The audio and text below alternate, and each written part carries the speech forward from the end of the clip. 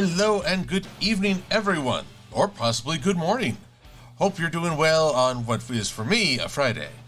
And, well, just good times all around. I have coming off a weekend of great enjoyment at BabsCon, but also a follow-up week of great exhaustion. So, I'm glad to see folks. Folks whom I've had the chance to see in person, and folks who I have become regulars at this year live stream.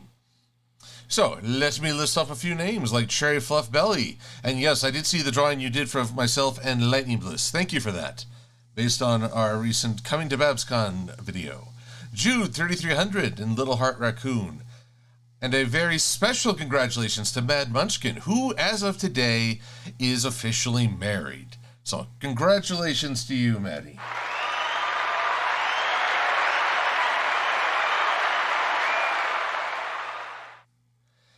Sadly, Helsing Ghost 1 cannot join us this evening, but hopefully next week. Gojuline 91, good to see ya.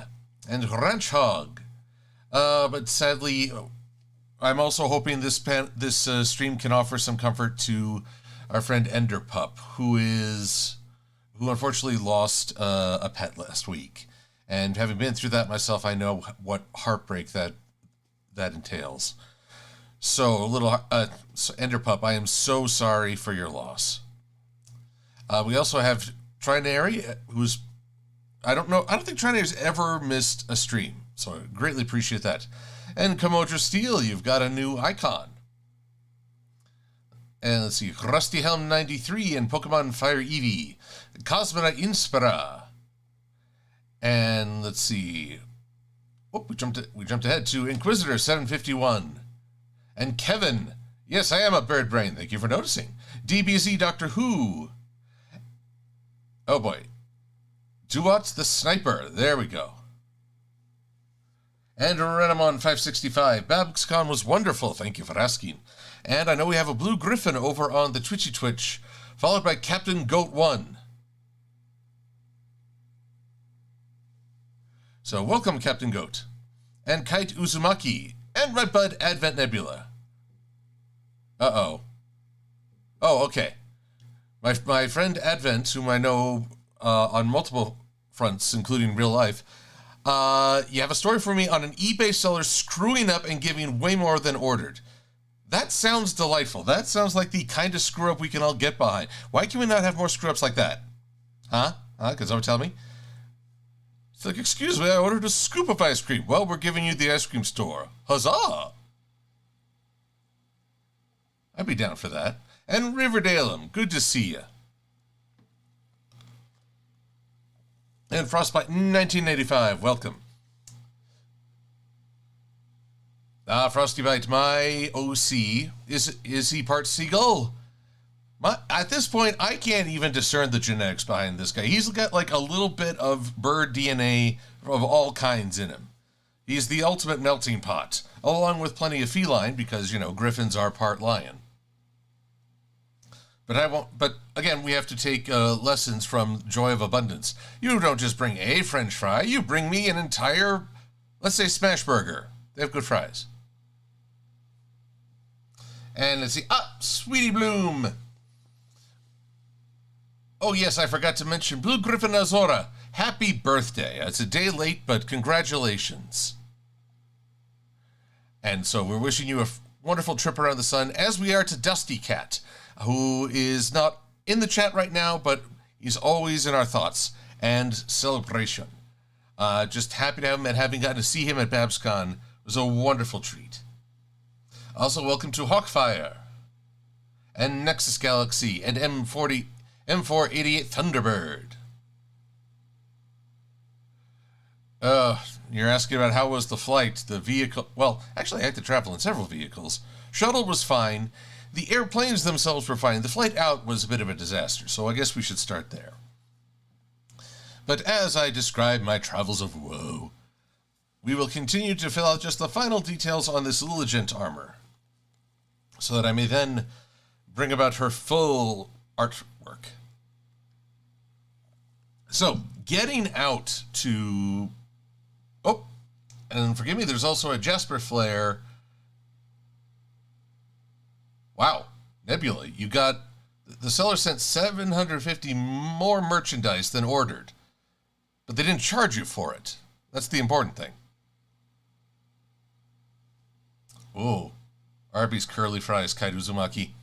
I will admit they too have a fantastic allure. Are y'all trying to turn me into a foodie? I'm just going to talk about food for the entire stream? That would be quite silly. Yes, quite silly. I'd be all for it. But no, let us not only talk about food, let's talk about art. So, traveling. Wednesday before BabsCon, I am at the airport, plenty of time to spare. My flight's been pushed back by like 45 minutes, no big whoop.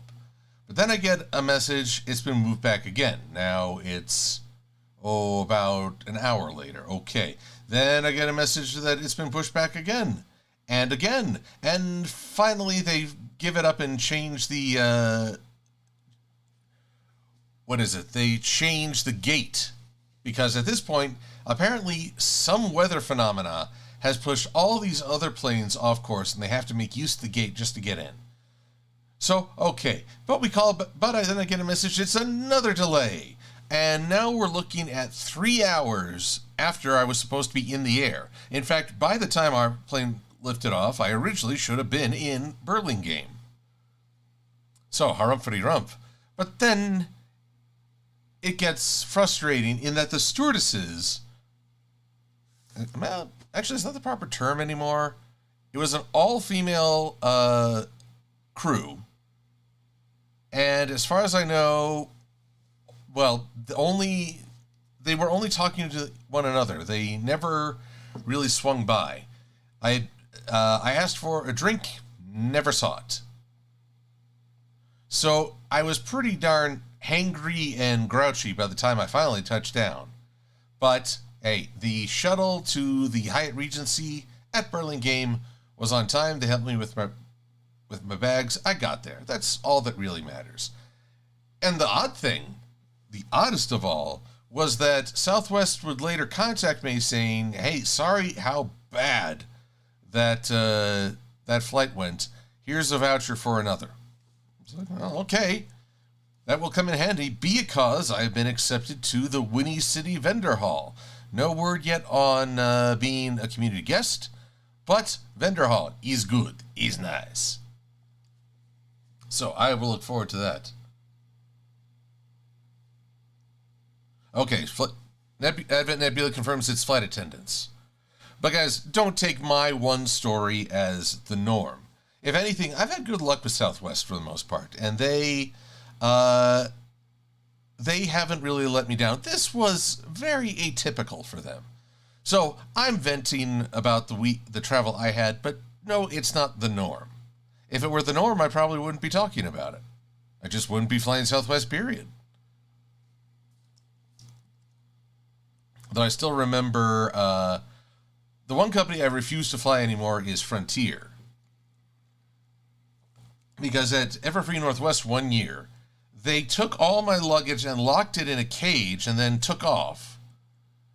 And I had to come back like 4 hours later to catch the new shift. And I just realized after that there's no way I would ever fly with merchandise with them again. Not if they're going to lock it up. No, thank you.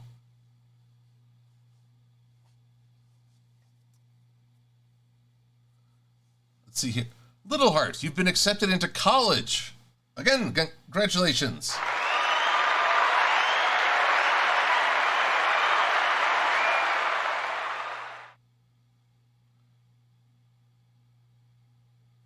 And welcome to Arctic Sniper DeWatt, who was over on the YouTube, but now you're on the Twitch.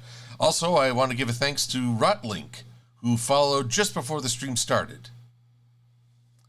All right, and our friend Lilligant is looking... What? It's not Lilligant, it's Lilligant. Is looking very good right now. I still have the file name Lilligant, that's why I'm screwing up.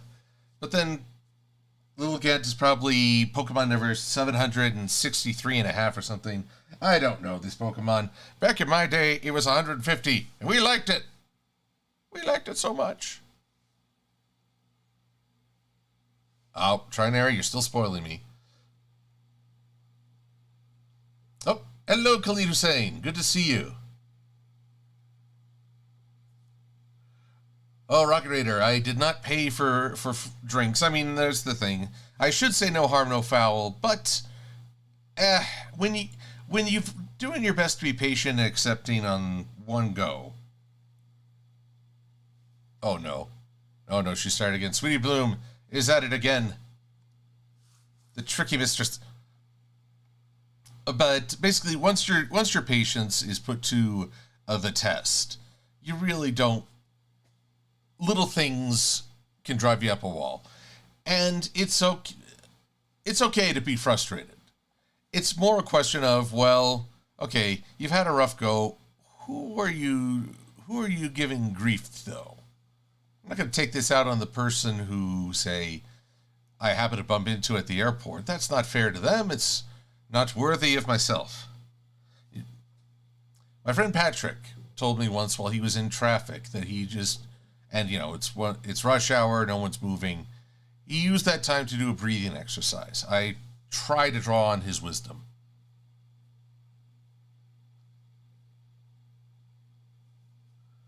Let's see here.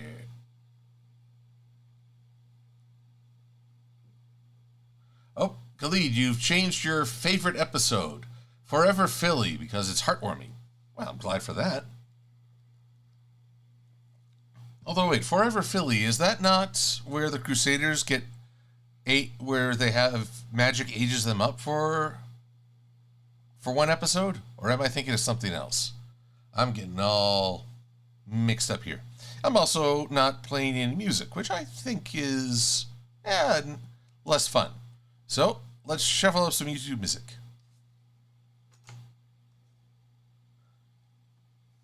Oh, Chris! Flitter Chris has joined us.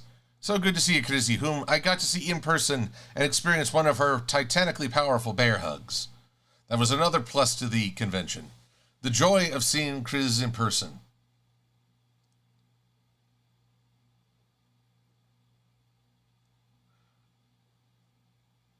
Oh, Riverdale, you need some help with asking one of your classmates to the prom. I'm not sure I'm the best source of advice for this. See, I never went to prom. And the funny thing is, I don't feel the least bit of regret for it. Everyone's always saying, oh, prom's the greatest night of your life. If that's true, then I don't have a lot to look forward to. No, thank you. I do not believe that. But, okay. First off, Chris, you did not hurt me. I just appreciated the strength and energy and friendliness of your hugs. It's wonderful. But, back to Riverdale.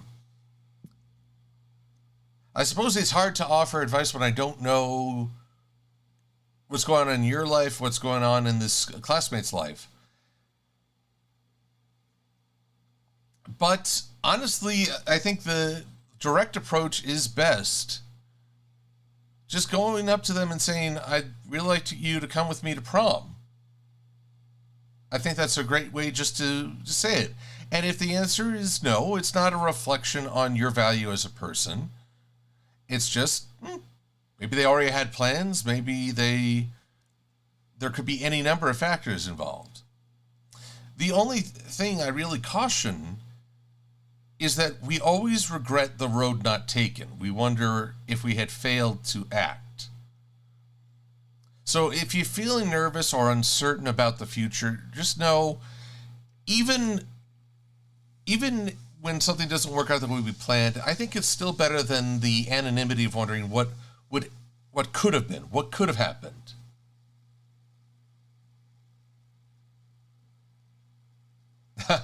As Evan points out, my entire circle of friends offline, only one of us ever went to prom. I guess we're just hardwired that way. Now, let's see here. Oh, welcome, Chuck is Irish. So, I don't know if I've given you the greatest confidence boost, River, but you can do this. I have full confidence that you can go up to this person, address them as both a classmate, friend, maybe more, and just say, I'd really like to go to prom with you. and we'll just see what happens. But whatever happens, be proud that you took the step. You did it. You took the action.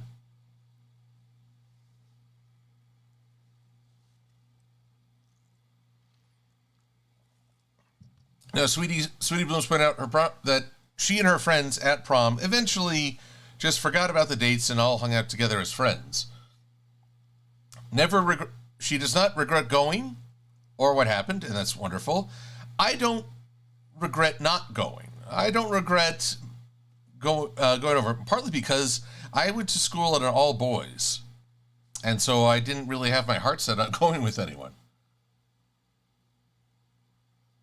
Arctic Sniper DeWatt. You have got any shading tips for someone who draws like yourself? Here's the thing I've learned to appreciate.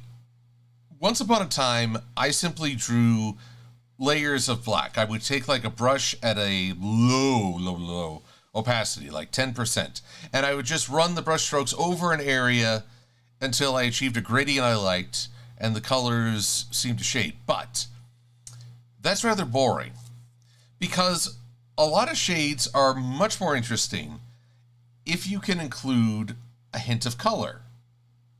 So a dark orange over, say, this Lilligant. Lilligant. Man, I'm really bad at that. See, I didn't go all yellow to black. I went yellow to a slightly darker, well, just a darker shade of yellow. Sometimes, though, you can shade in entirely in a dark orange over, say, a blue background. Something to actually add some vitality. So my advice is to experiment with things near black, but not totally. Use a low opacity, and if possible, put them on a separate layer. That way, if you don't like how it looks, you can fix things up. By the by, is everyone doing okay with the level of the music? Rodin has weighed in. Prom is just a glorified party. Well, I believe that's the whole point. You go, you dance if you want to, you can leave your cares behind, or you can just hang out with friends and chat things up. It's all good. What music? Oh dear. This music.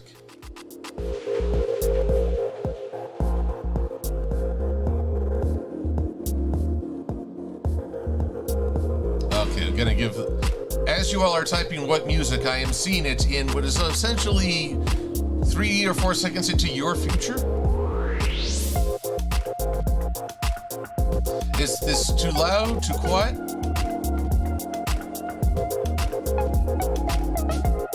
Little less volume, somehow creative. I appreciate the heads up.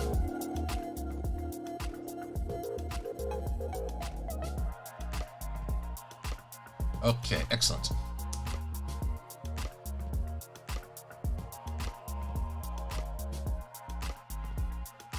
Let's see here. Okay, I think we're all on the same page now. Earlier, Khalid Hussein, you were asking if I saw Saberspark. Not only did I have the pleasure of being on 2 panels with Saberspark, who is a hilarious person, I had the great pleasure of joining, let's see, let's run through it.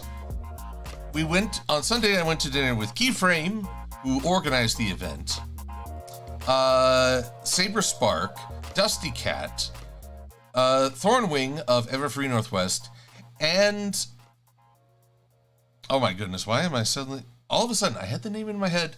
Big Mac's voice actor, Peter New, and his wife were there, as was Saber's girlfriend. Wife? I'm not sure on that part. But it's the first time I really got a chance to hang with Saber outside of doing a panel. And he's a lot of fun to be around. And I want it known, he regards the Bronte fandom very fondly. He loves going to these conventions. He says it's like hanging out with family. So if there's ever a doubt on that.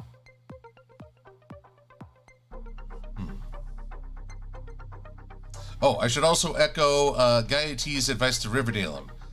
Don't think, just act.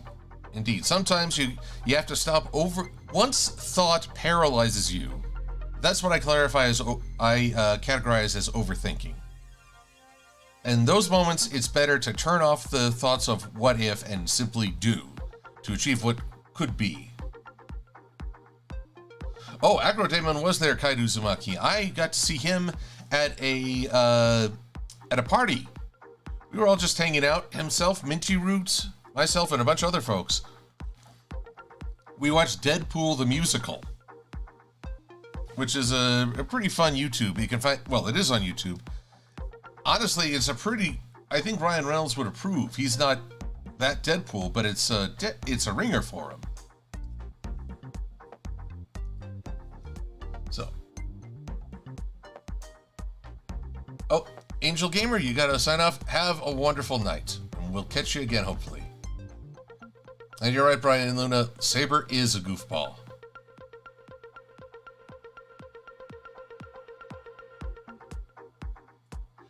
I'm sorry, Khalid, I wasn't able to talk with Race Best as much to get a shout out. I apologize, but I will hopefully see them at Winnie, and I will try again.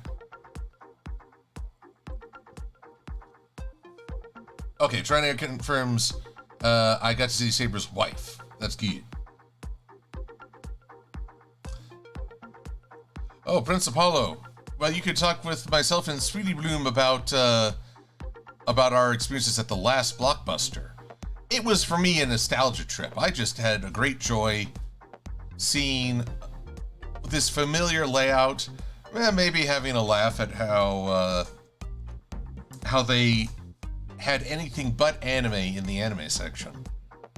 I mean, they don't really, I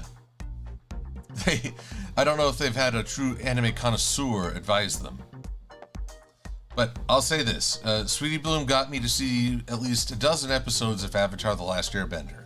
It's a wonderfully done show, but it's not anime. And there are several reasons why that might be a good thing.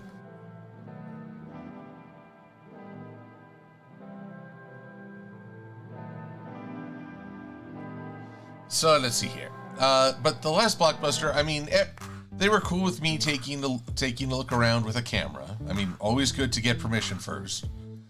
But just seeing all these titles, seeing everything laid out, and yes, even the ripoff. You know how there's always those movies that try to cash in on a larger intellectual property. They're not good, but it's funny to see them. Just because you discovered these gems of horribleness, which, if I had been into YouTube when I was, well, hell, if YouTube had existed back in the day, I probably would have done a lot of reactions to how wonderfully awful these are.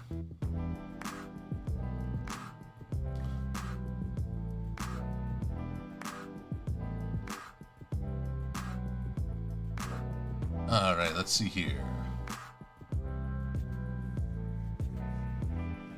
Oh, Prince Apollo? Okay, it's fine, it's fine. It's fine if you haven't seen The Last Airbender. See, you're not in my position where several good friends are avid fans and want to talk with me about it. It's the same as my Hamilton problem.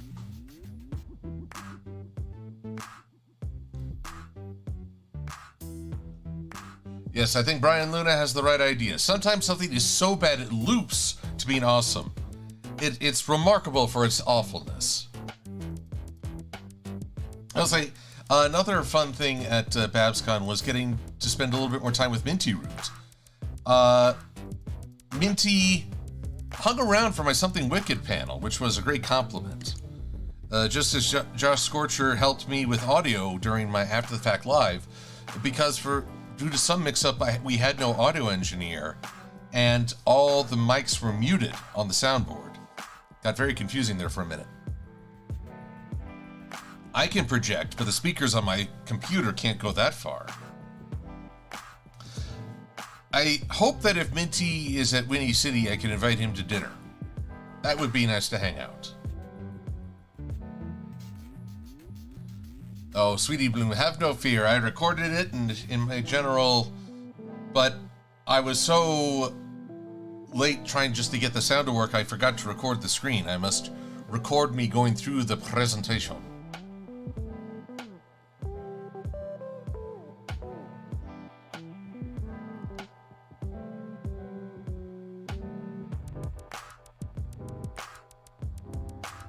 Let's see here. Angel Gamer decided to draw a Godzilla character for your art project. Well, alright, Godzilla. I think if you're drawing the big G, sorry, the second to biggest G, gotta make room for the capital G, if you know what I mean. He is a force of nature, and if there's one thing I appreciate in the Godzilla vs. Kong movie that just came out, the cinematography did emphasize his mouth. That when he roars, it's very primal. He is every bit the force of nature in contrast to Kong's intellect and engineering. And despite what they say in the movie, I'm gonna give both wins to Godzilla. That in this case, nature is still indomitable, but Kong is able to find a happy place for himself. So, you know, not begrudging the king, but Godzilla. I would encourage you to try drawing Godzilla as he roars, like offering a challenge to another monster. Of course, I'm incurring the more recent Godzillas, where they really nail his animalistic qualities. Back in the days where he was a guy with a rubber suit, it was more funny to see him challenge a fellow monster. God, what was it? Godzilla versus Megalon. Godzilla's not in the movie for much of it, but as he's coming up on the battlefield, he actually does a put up your dukes pose to both Megalon and Gigan, and that's his way of signaling, come on, let's go, you and me, right here, right now. Bug versus Lizard. Oh, and Gigan's here too. Hi, Gigan. What's up? Oh, is there a lightning bliss in the chat? Lightning blissy boo? Now I checked the settings to make sure she's not muted.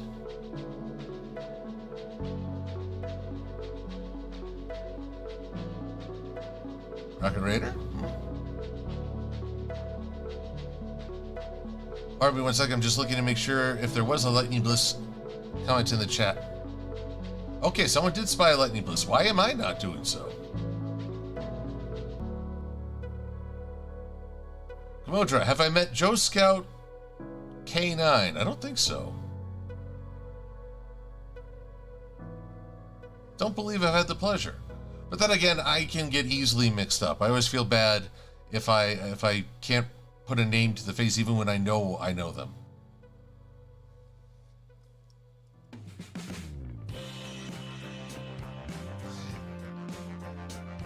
Ah, well, yes, Lightning Bliss is an avid Godzilla fan.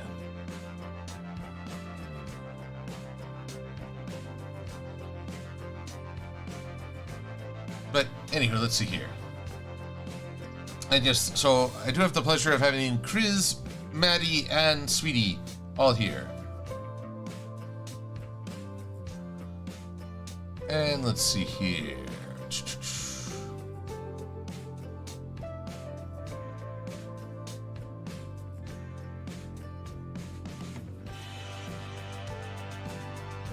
And look at here. Ah, Cherry Fluff Belly is wondering, have you had any weird middle school experiences you had to think back on? Oh, far, far too many. I guess the weirdest one was when I was on the wrestling team, and we got incredibly lost after a match one night. I mean, we got in at like midnight.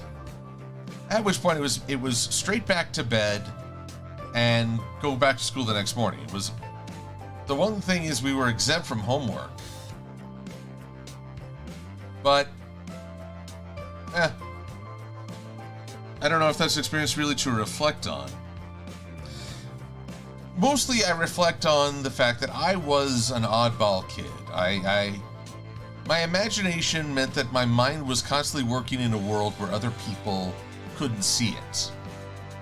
And as a result, I'm sure I came off very odd. Now, my classmates, kids themselves still trying to find their own identities, were not kind people. If anything, I think rather, even now, I think rather poorly of them when I recall that history. It's part of growing up, but you know what? I don't think that process precludes kindness. So, yeah, I don't want to get too much, for fear of making this just one big pity party. I'm going to say there's a reason why people found me odd, and I can accept that. I guess there's a reason I can understand why the kids weren't very kind themselves, as they were young and figuring things out too. I hope they're doing better. I hope that they've become more secure in their own sense of selves. But at the same time, I have no desire to see or recount things with them.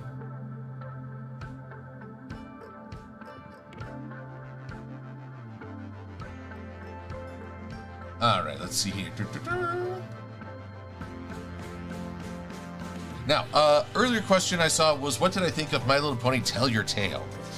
And I really liked the Pip episode where she starts a salon. If only because poor Pip does not have a whole lot of development. I mean, she was the character I understood the least back in the movie. How much of this is really cementing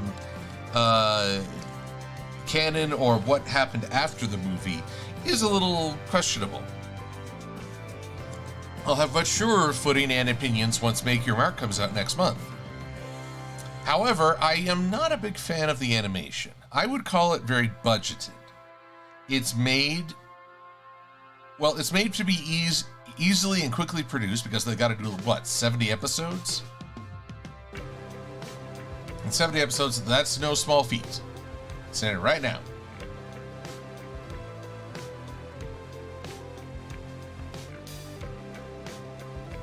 All right, let's see.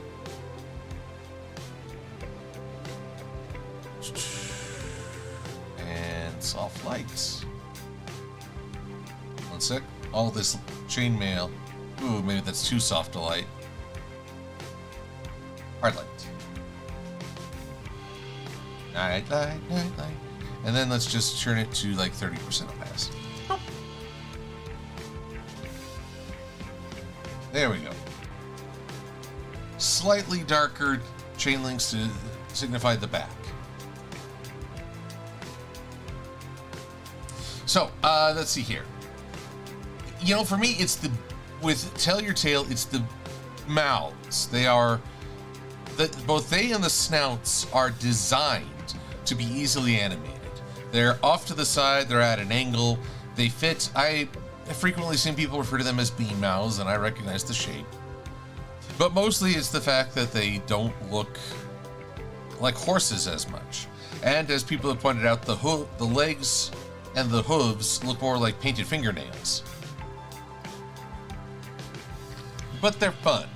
And they can have some pretty comedic moments. I thought Izzy in a box was pretty funny. Now, I forget what's coming up next. Usually they have an early episode release in a foreign language. Or maybe they finally got that all straightened out. Either which way, I'm having fun with it. Chuck is Irish. I can't say it's really a Joan of Arc look. I mean, mostly I did a search online for female armor that was not anatomically correct. I mean, the entire point of armor is to protect you. If there's a boob window, you have made some terrible choices in your battlefield attire. Now, I've heard that breastplates back in the medieval ages were so cavernous, you couldn't tell if someone was a man or a woman if they were wearing it. And thus, Joan of Arc did not have some sort of custom armor. Oh goodness, I'm getting the spinny beach ball. Means a save's incoming. No, somehow creative, no iron bikinis. Well, my male brain is hardwired to find that very attractive. But the common sense side of me is like, you're gonna die if you go into battle with that. I'm just saying.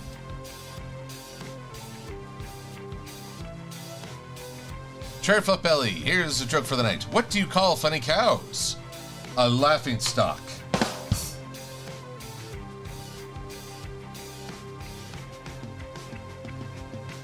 Let's see here. And just looking for the chat as I wait. Ah, there is a lightning bliss. I do see Blissy Blue. And I'm glad to, because that means I've managed to successfully make sure you could participate in the chat. Oh, also well, honestly, I guess, Bliss, are you waiting on me to post the video I had of you before you post the video you got of me? Because I worry I'm holding you up. And it's true, Visitor 751.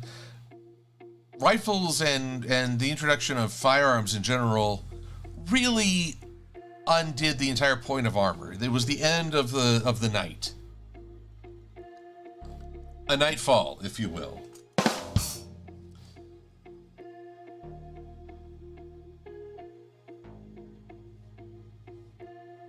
Let's see here. Electrophonic Kitty. What would happen if we have Silver-Quill in a box? You would have a tremendous amount of noise. And perhaps really bad harmonica playing. Nobody knows the trouble I've seen. Nobody knows but Celestia. Because she's the one who put me in this box.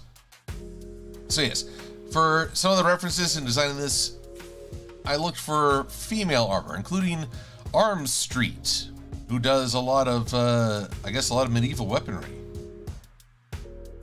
This, well, okay. Like, this blonde lady, well, oddly enough, they're all blonde. I don't understand why. But let's say this person right here. Looking good on protecting the chest, the shoulders, the helms, and the thighs, but then nothing covering her legs. And only shin protection. Whereas this armor, if protection be the goal, is definitely better suited and better designed. I don't know how well it speaks to mobility. But to be honest, in a fight, I'd rather have protection over mobility because I want to make the other people run away.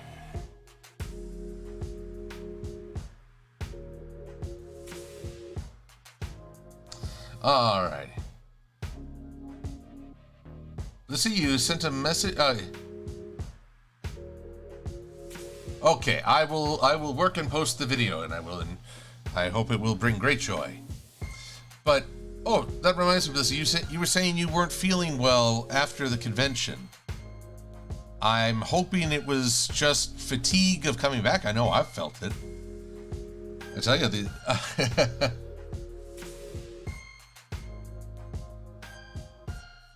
No, Rocket Raider, Luna would not put me in the box. She understands what that's like on account of the moon.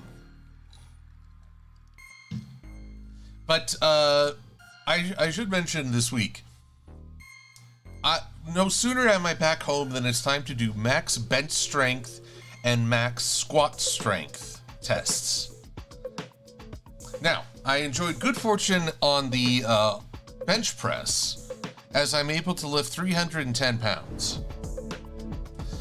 But I had a dip in strength on the squats. I can do 380, whereas before I could do 390. I don't know if that's just travel fatigue or general fatigue, or if I need to, do some more weightlifting. I'm so close to 400. I really would like to achieve that number just to say I did.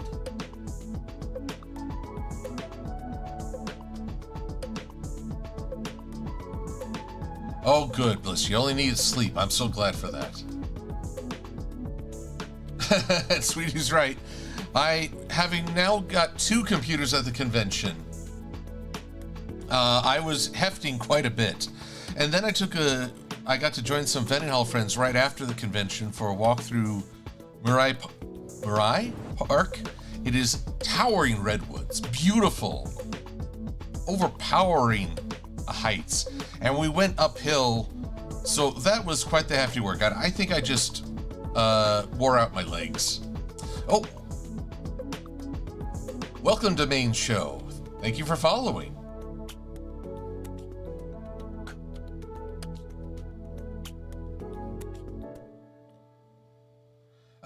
Crafts, toys, and games. Are there after the fact videos coming? Yes. Yes, there are. In fact, I believe we're at a good stopping point with our Lilligant for right now. I will run this by the art commissioner before I commit to the final product. Because, you know, that's just common sense. I don't want to put all this work in and then find out I've gone completely against their wishes. Have a rarity moment where I just need to chow down on ice cream. But after the fact is in the works. With that in mind, why don't we work on a little bit of graphics for said art piece before I get into Wonderbolt's territory. But I'm going to have an eternal saving moment as all these little chain links, they're good for the design, they're bad for my computer processor.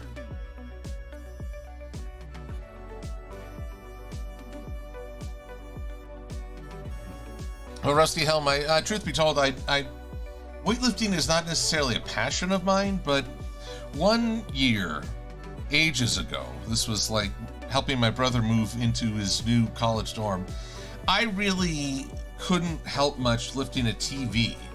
Now granted, the TVs back in the day were much heavier than the flat screens we enjoy now, but I was not okay with that. I was not okay with being so weak I couldn't even help my family. So I started working out and trying to get a little bit stronger. I took it as a great compliment. At work, someone said, "It's the incredible shrinking Tim," which was their way of acknowledging my weight loss. And I am, well, okay. I realize I'm still overweight, but I was much more so at one point in my life. So, degrees of improvement.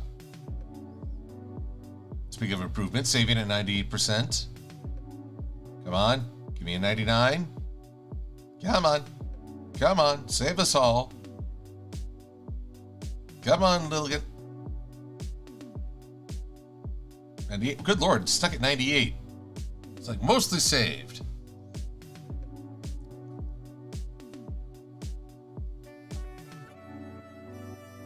Let's see here.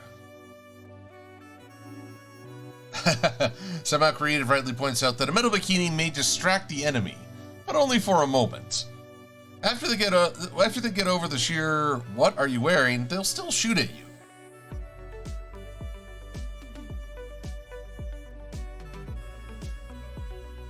Let's see here.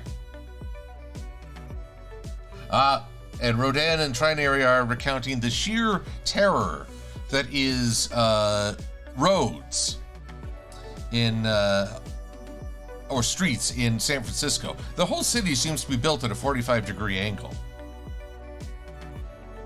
And I can promise it's the same up north. So you got the streets at a 45-degree angle, and I would say the driveways at, say, 85 degrees. Sweetie Bloom and I can attest to that, given our trip up the West Coast. But you're right, Interpup. Car rides are great. I could swear I was nodding off as we went to the park and back. I was that tired. I was just not starting to doze off, but then my snoring kicked in. And I'm like, well, that sounds awful. Easy beats. 55, 57, it's saving. Good Lord, this is a long save. Oh, Hooves line, Khalid. That's a great Saber Spark moment. And Kriz moment. Kriz contributed towards the fun of Hooves line because she gave me a banana and an orange as a sort of energy meal. So I brought them up because I have a banana at a My Little Pony convention. There's certainly something we can do with that. So I have it on hand. During a game of Freeze, it's where two players act out a scene, you can call freeze and tap someone out to take up their role in the story. Well, no sooner am I in than Saber grabs the banana, says, calls freeze and becomes Izzy with the banana as his horn. And everyone's howling as Ray starts peeling the banana and starting to devour it. The banana changed many hands on stage, and maybe a few mouths for portions. So I didn't have it, but it contributed wonderfully, and it was just hilarious. I did get to use the orange in the song Hoedown, where I got to cheat. I said I thought it would be a hoot if the apples start growing orange fruit. I cheated. Nothing rhymes with orange, but I can still work it.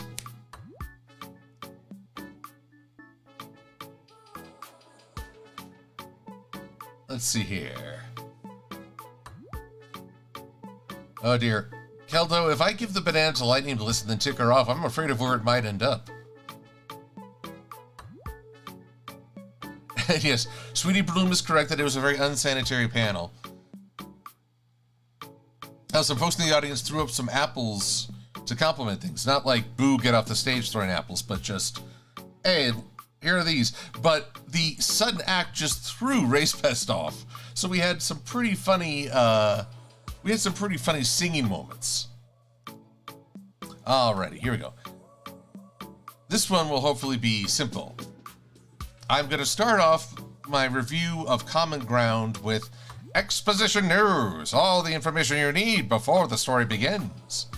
Basing it off this old newsreel. Actually, now I wonder, why is there an artboard over that? There we go. That was weird.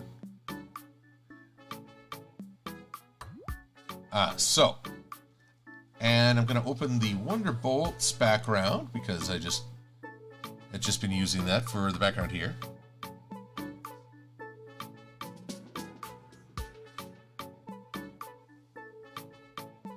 Cartoon Cat Girl. Indian food is... I love a good curry. But, no, we didn't burn anything else out of us, which... Honestly, having gastrointestinal trouble on Who's Line would be the wrong kind of funny. Now, let's see here. Do I have another cloud? Here we go. The cloud. There we are. And we'll just... Let's see, this is all soft light. So this will be soft light as well. Oh my, but no. This and this must come to a point.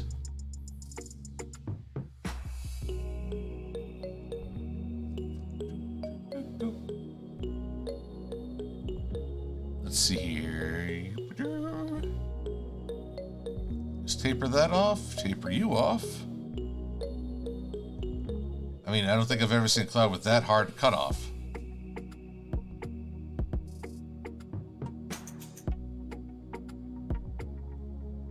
And then this we shall bring over here and bring it down to... Again, I still believe life is more fun with sound effects. Let's see here.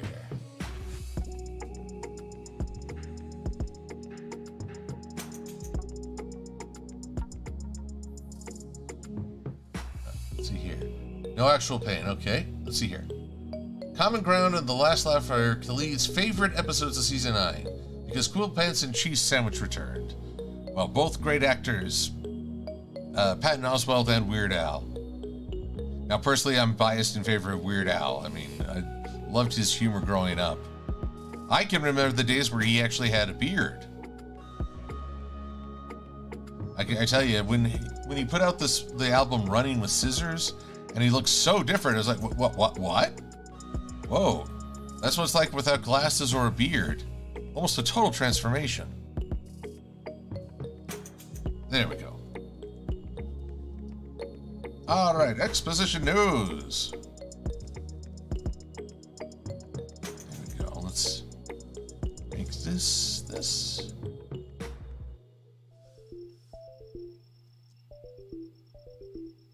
There we go. And then, let's see here. Let's shrink Celestia down just a little. She's not quite as powerful as the Hawk in the United News, but... So yeah, Common Ground will be the next one, and I'm going to feature a lot of on-location things.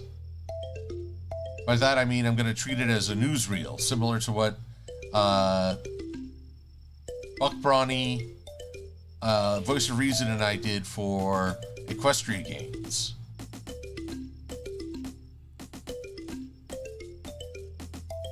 Now let's see here. What would... This is all in black and white, so... Let's say... something darker than the text. Orange?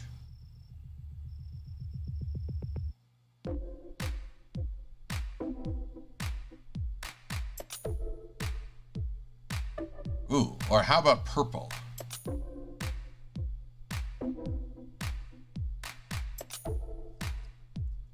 Yes, it both fits Celestia and contrasts with the Expo Nudes, which I realize should be resting on top.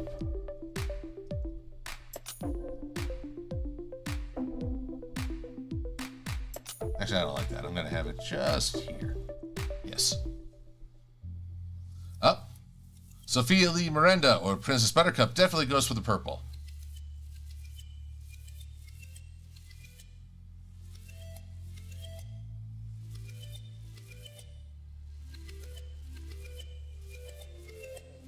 Let's see here. Oh, somehow creative. It's 3 a.m.? Goodness gracious, get some sleep. Thank you for coming by, but rest up. Take it easy on yourself. Oh, and speaking of take it easy on yourself, here's Drinking Buddy. Good to see you. Boop. Here we go.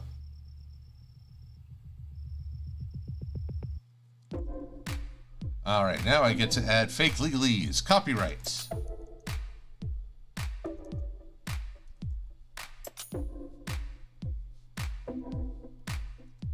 And let's make it Helvetica, bold, as that is, well, it was designed to be officious. You guys know there's an entire documentary devoted just to the creation of Helvetica? It's the font used on all those forms from the government, including, but not limited to, tax season.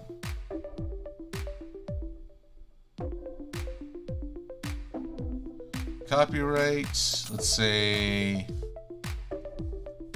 way to reductions.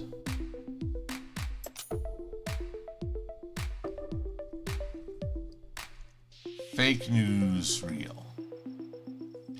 Although I list actual events in life, so how fake is it? I don't know.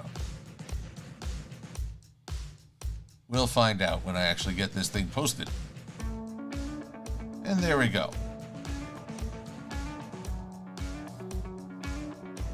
View the trim view.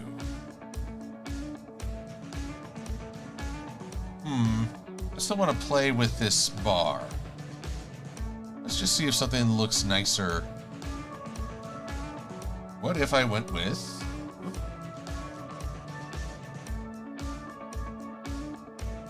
What if I made it a slight yellow? No. No. Nope. Nope. Nope. Maybe.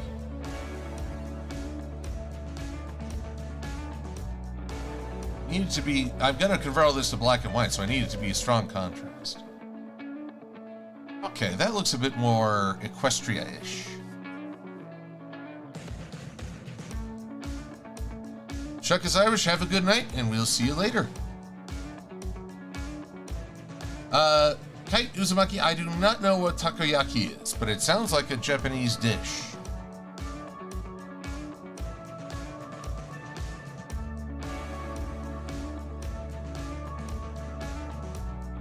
Now, Evangelion007 asks, if Twilight ever appeared in G5, would she be suffering from PTSD for failing all of Equestria? That presumes that Equestria fell under her watch. It's very possible that she passed on or was somehow indisposed if she's suddenly back, and Equestria fell apart without her. I don't know. She definitely struggled, but she's not the kind in my eyes to give up. She just needs a minute to rally herself.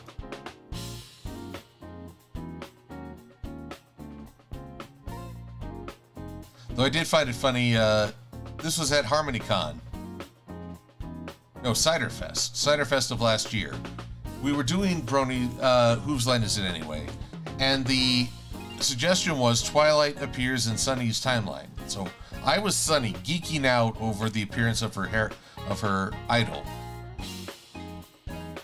And I introduced her, oh, here's Equestria. It's a lot like you left it, except, all the racism. And Twilight was like, oh, that hasn't changed. And we compared notes. It was like, yeah, I became an alicorn after some jerk blew up my house. Oh, you too.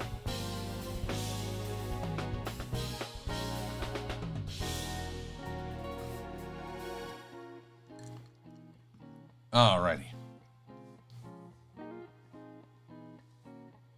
Yes, Seth Moss, I said it in my eyes. Fried octopus balls. Oh yes, I've seen a lot of people enjoying those, and if you're expecting me to be like, ew, octopus, no, I have enjoyed a good calamari. I'm not against it. Alright, so that takes care of Celestian Exposition news. Next up,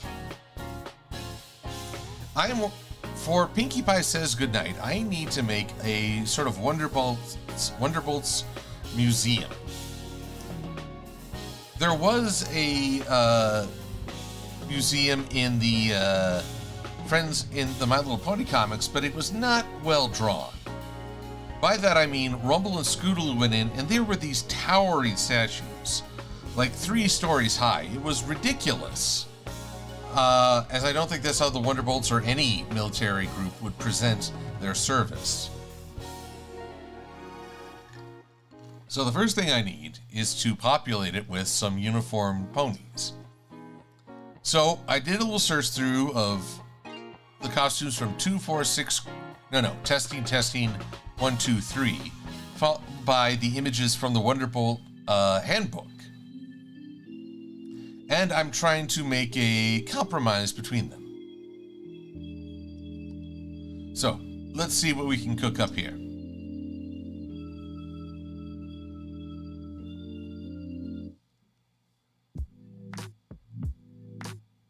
Let's see here. Not hidden at Rainbow Dash's house, Arielari. This is going to be at the Wonderbolts HQ. Welcome back, Ojalion. Yes, Synchree. Without giving spoilers, I don't want to give this away for anyone who is winding under these, unspoiled. I know the events that are happening. I know the conflict is brewing. I'm curious to see what will happen or how they'll address it. I could see this going to a lot of dark places, but at the same time, this is My Little Pony, the kids series. I don't know how dark they can get. But here's Sweetie Bloom doing her quarterly donations, and I do mean that in the quarter sense. It's magnificent. Me, I'm personally just happy to have taxes done. Hey. Nope, can't do that. I have to put a little something right there. There we go. Now here's the problem. This guy is supposed to be the person Applejack is dressed up to resemble. But you'll notice there's some pretty drastic changes in the hats and the uniform in general.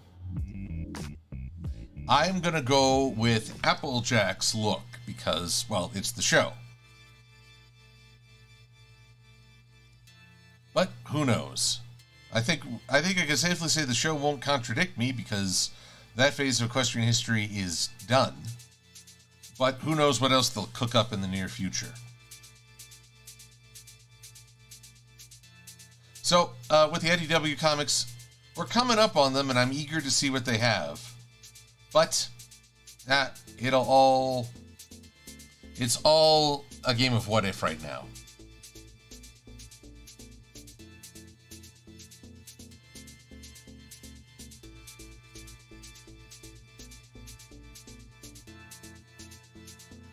Oh, gosh, you went to a different convention? Hopefully that's good times. Brian Luna, Rescue at Midnight Castle was indeed dark. Well, I mean, dark in the sense that they were facing a dark threat. But, ain't nobody died. And given that what the IDW comics are going to, I think, address, they may very well feature the concept of mortality. So I'm curious. How will they handle it? How will they walk that line? I mean, don't get me wrong. Kids' cartoons seem to love to tackle the concept of death.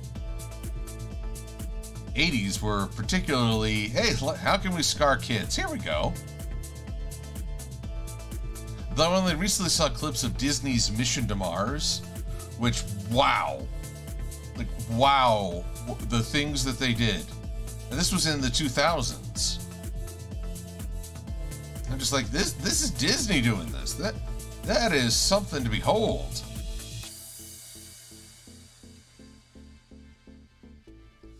But either which way. Go. Ba-boom. Ba-boom. Ba-boom. Ba-boom. Boop.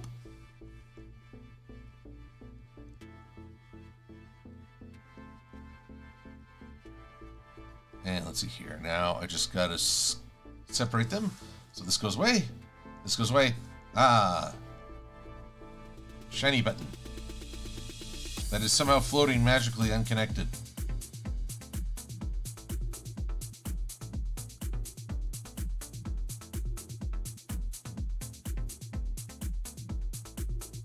Ah, Clay Pigeon, you remember the return of Jafar. A genie can't kill you, but you'd be surprised what you can live through. You know, that might be one of the most menacing lines I've ever heard.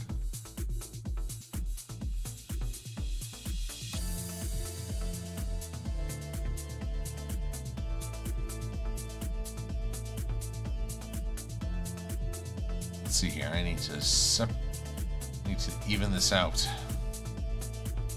Boop. Boop. Boop. There we go. Draw the line again.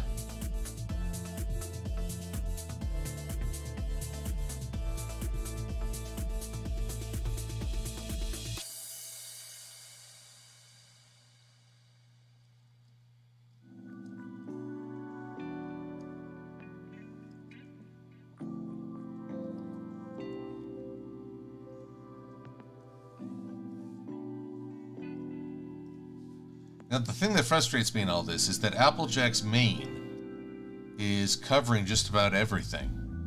Apparently there was a lot of... Oh, is that piping? It's piping I see there.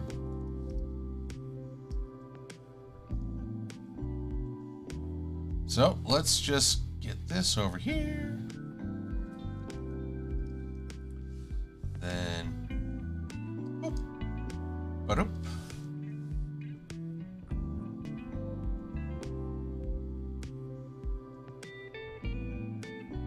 Honestly, I'm surprised that most of the main six have never earned a medal for all their service.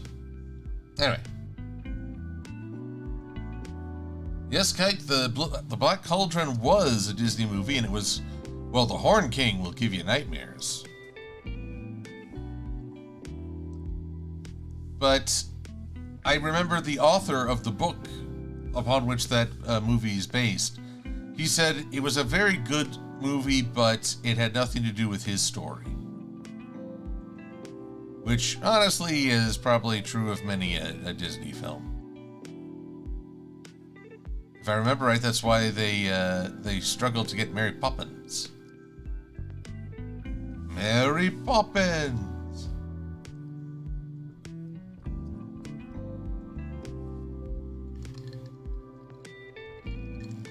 let's see here.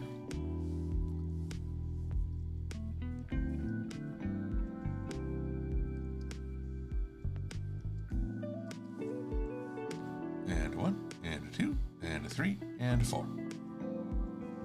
Pop, pop. And let's see, too many uniform widths. There we go. Now let's see here.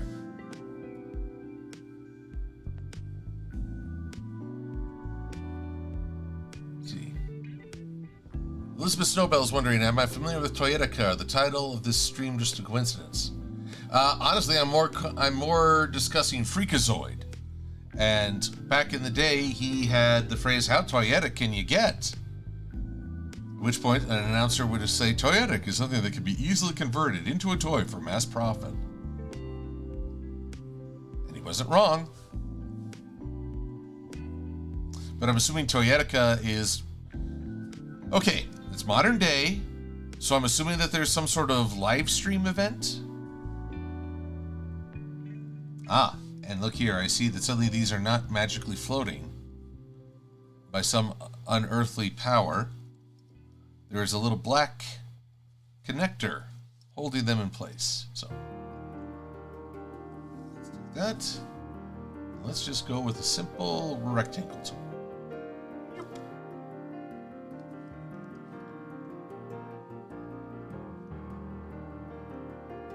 You know, it's funny, Shining Armor doesn't have any medals, but he's the captain of the guard.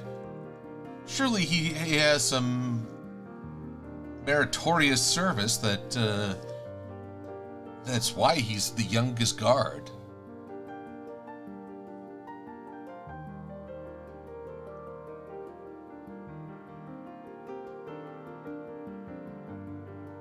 Let's see here.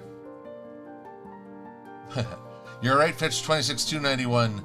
Most of the cartoons of the 1980s were very toyetic, although also very deceptive. I mean, anyone who saw the original Ironhide figure versus his cartoon self on the Transformers knows that just because you call it Ironhide doesn't make it a good toy. Ugh, that was probably the weirdest Transformer I'd ever seen. Yet. I'm sure there's always going to be a weirder Transformer. What was it? Transformers Cyberverse managed to create a Transformer who was a light, a traffic light. I don't know the episode in which he was featured or how effective he was, but he's a traffic light. That's not going to strike fear into the hearts of any Decepticons. In fact, it might just encourage them to run faster, as we all go faster through a yellow light. Don't pretend you don't. We all do it. Monster Rancher Kite. I remember Genki, and I remember the rather apocalyptic end. But for all of the resolution of Genki and his feelings, I always wondered how Holly coped after the finale. Surprised they never did a follow-up series with that idea. I mean, I don't know how successful the Monster Rancher franchise is right now, but that's an idea.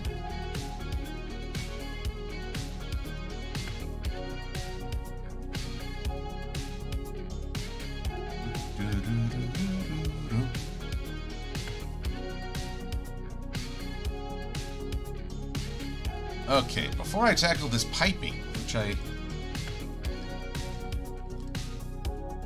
can't fully process how it's connected. Let's see here. First things first, gotta flip these. And bring them over, as I must the metals.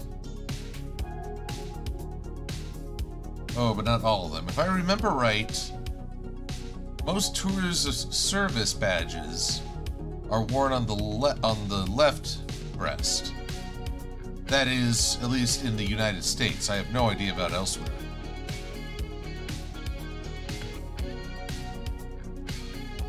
No, I lucked out. I was looking for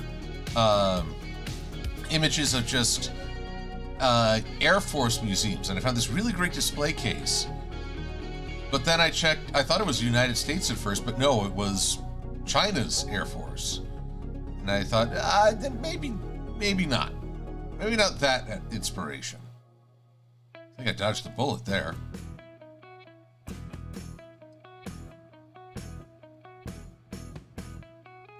So if there's a lesson to be taken from that, it's always check your sources.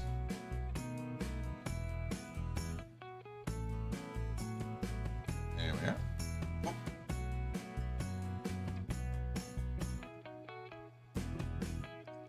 The funny thing is, while we have pictures of all these characters, I'm going to be replacing their bodies with mannequins as well.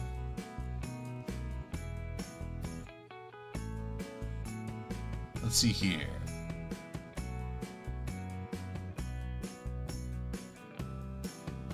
Well, Seth Moss, Shining Armor I don't know if it's fair to say Shining Armor isn't good at his job because he can't stack up against the likes of Toyetic and Sombra. Those guys are like Apocalypse level threats. At the same time, I'd like to think he earned the position. Not just that he was granted it because he was dating one of the princesses. I don't know. But poor Shining never really got to strut his stuff as a genuine captain of the guard.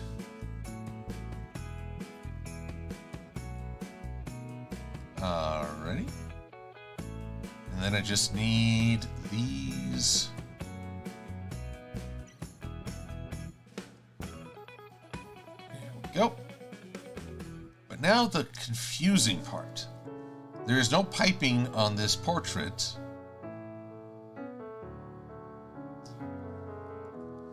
What is this black extension?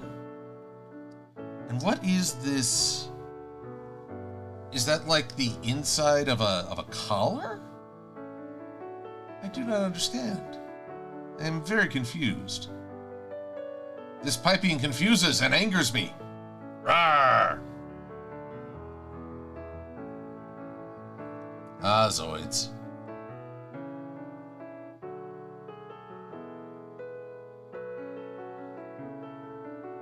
Oh, yes. I remember that Porky Pig cartoon, Rocket Raider, where even by the end, even the camel had an array of awards for services rendered.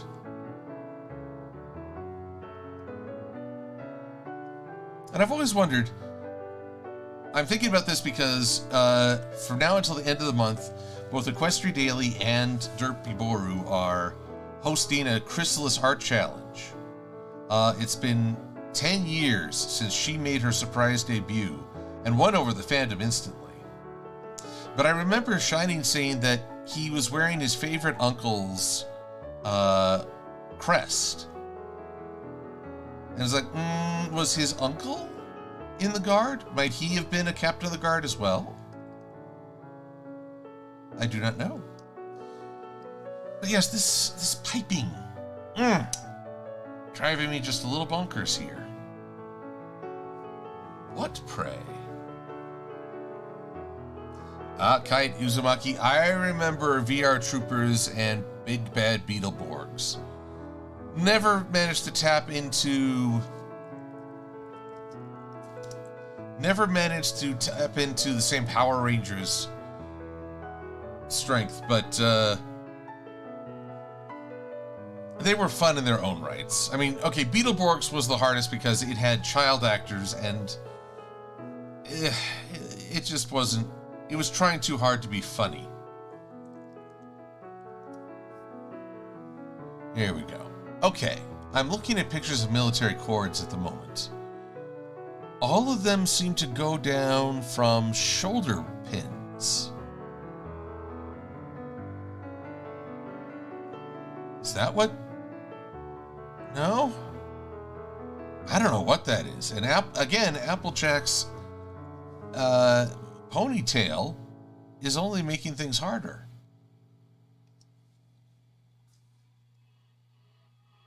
Shoulder loop cord, Trinary corrects me. Oh, Blue Griffin, if you enjoyed Superhuman Samurai Cyber Squad, as I did, Gridman is even better. It's actually kind of funny how much of the original Gridman they kept in the show, at least some of the story ideas. In other ways, they went completely different. I'll give you an example.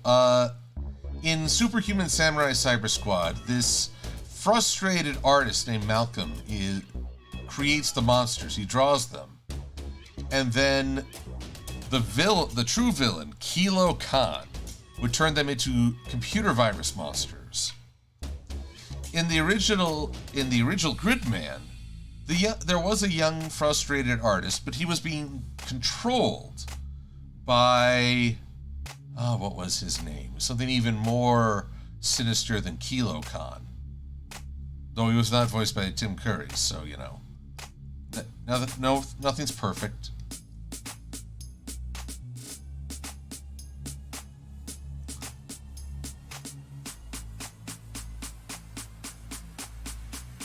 Let's see here. Day in the Warrior 101. What did the archer get when he got a bullseye? A very angry bull.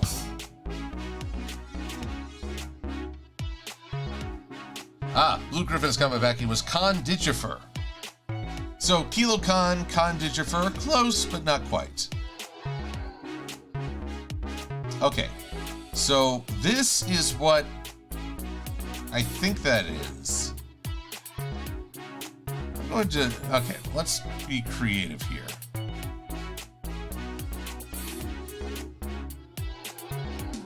I am going to say, well, first off, I'm going to move this forward. I'm going to flip this around. And you do the hokey pokey and you turn yourself about. I'm going to put it behind.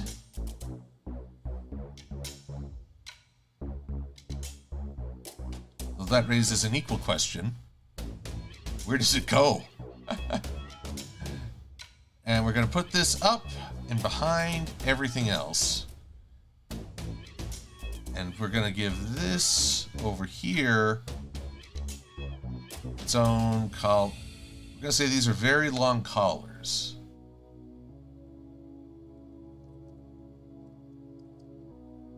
It's all I can think to do. Now, I'm not up to speed on military dress. Could someone tell me what these cords are meant to represent? Because I'm going to have to draw them.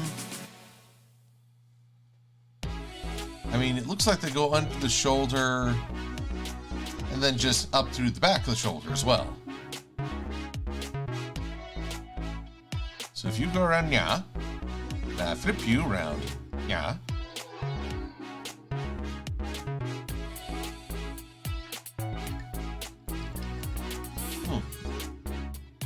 Actually, I guess it would go around the leg.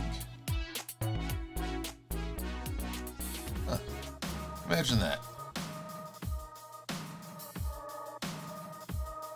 There we go.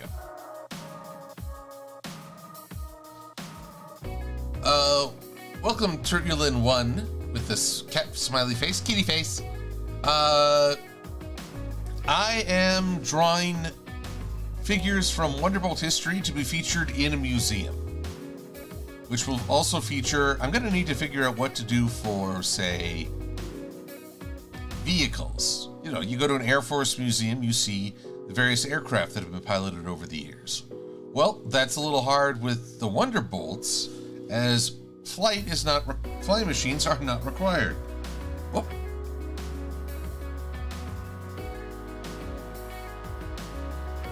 Also, I've just received a Ko-fi donation from an Eric Willett. I greatly appreciate it. Thank you so much. And Trinair's got my back.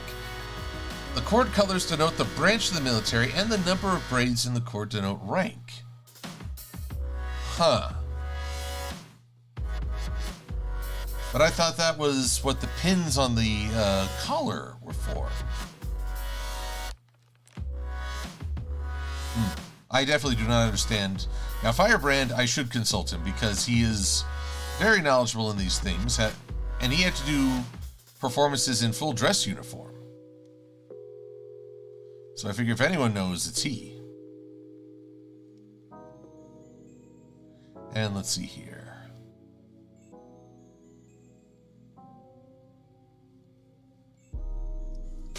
Let's make a cuff.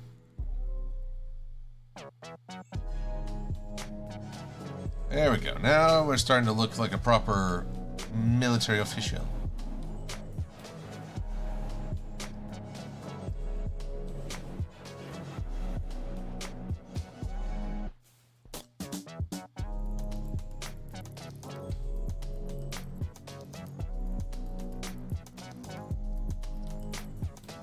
So let's see, what else can we do here? Oh yes, the pants. Everyone wants to pay attention to the pants.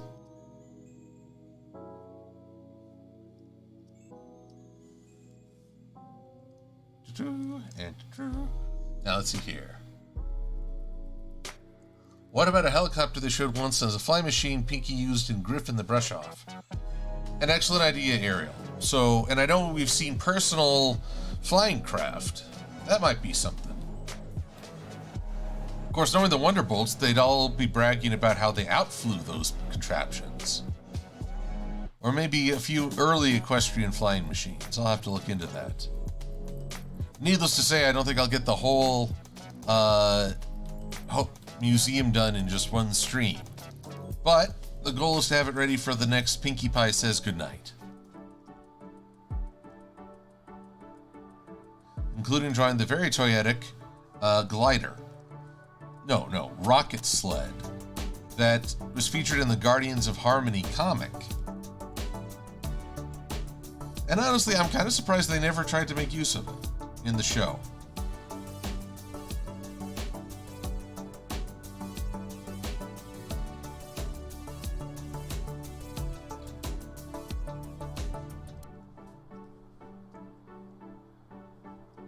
There we go. I believe this soldier is ready to serve.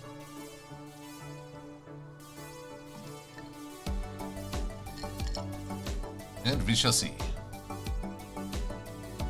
You worry about me, sweetie? Well, I worry about me too, but only passingly.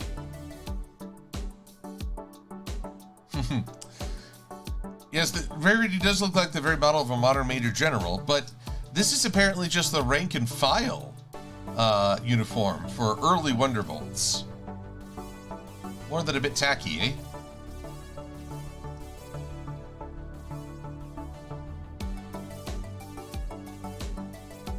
Ah, yes, I forgot.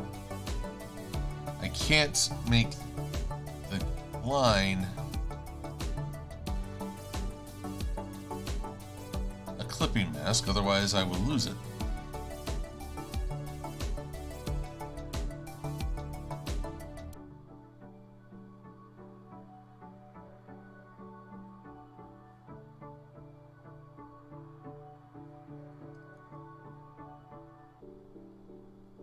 There we are.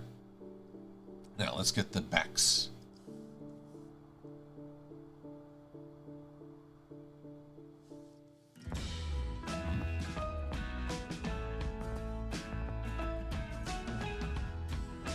What devilry is this?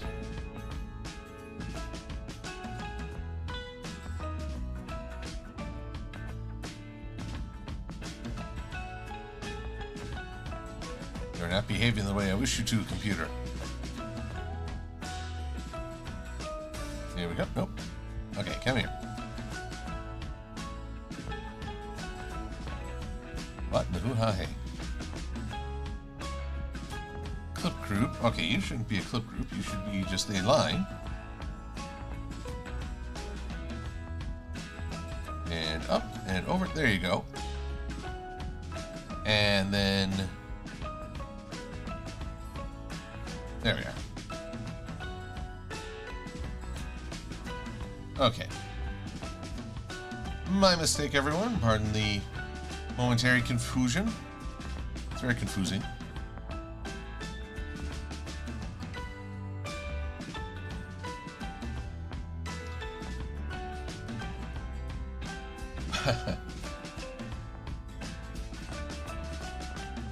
Let's see here.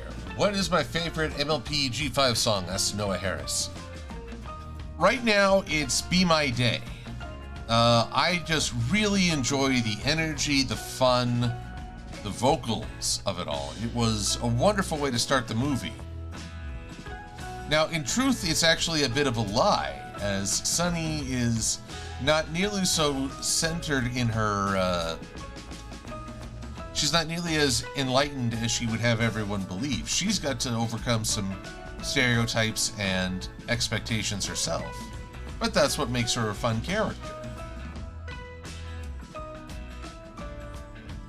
There we go.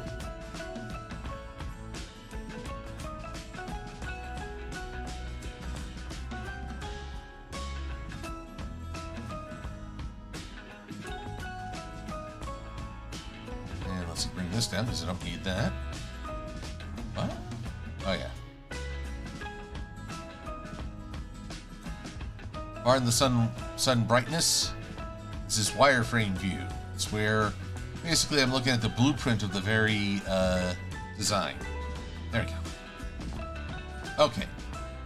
Now you're looking good, soldier. So that's 2. Now, Commander Easy Glider, I believe, is Twilight's dress up. Detailed, but not nearly so intimidating.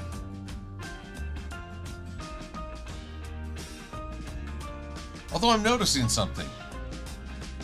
All of these commanders have eyebrows.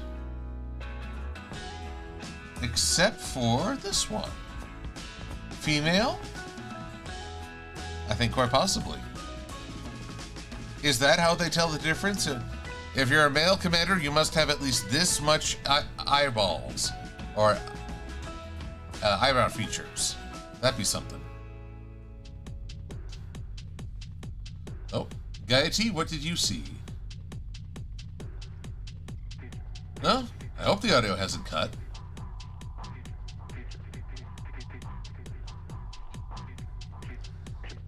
Now let's see here. The question: should you play Minecraft or draw, Angel Gamer? Well, oddly enough, both involve the act of creating something. And honestly, doing either will improve your skills in that field. Speaking from personal bias, I would say draw, but the real answer is do what feels best for you.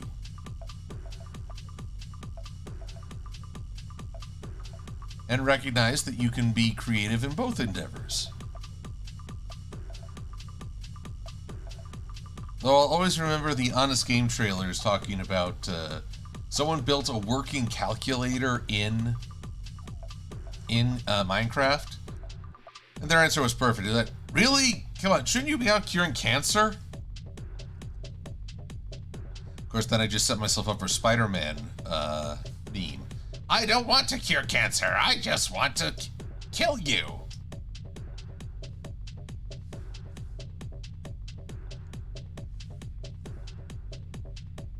That's one of the saddest things. All these supervillains and their immense intellect, they could probably cure cancer if they wanted. But no, for some reason, their egotism won't allow it.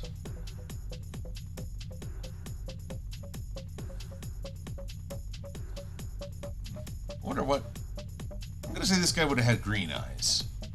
For no other reason than it adds a bit of diversity to his design.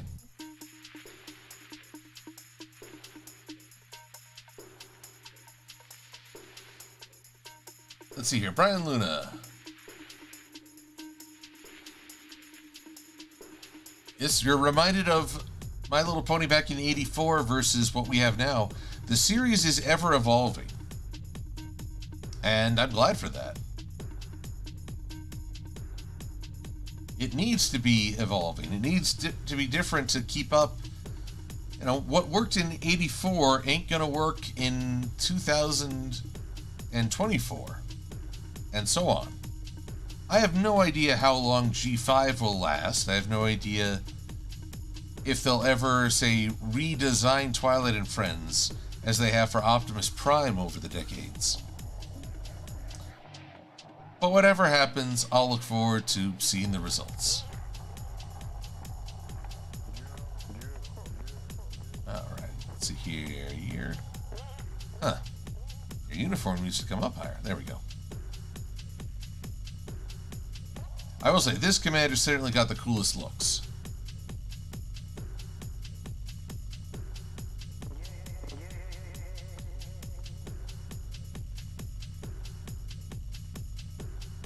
Let's see, Rocket Raider, you mentioned Superman Distant Fires, where Joker builds a generator. I have a hard time picturing that. The Joker builds... There must be a catch. What kind of generator was it? A laughing gas generator? A generator that offers infinite resources but then blows you up? I mean, this is the Joker we're talking about.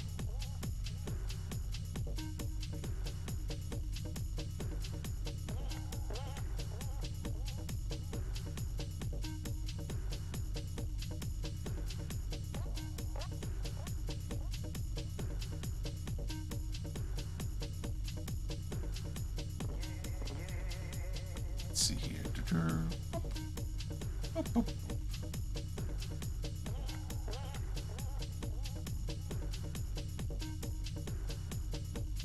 Let's see here. It's always weird when the line is, how should I put it, flattened on one side. So anything to the left of the line is visible, anything to the right is gone.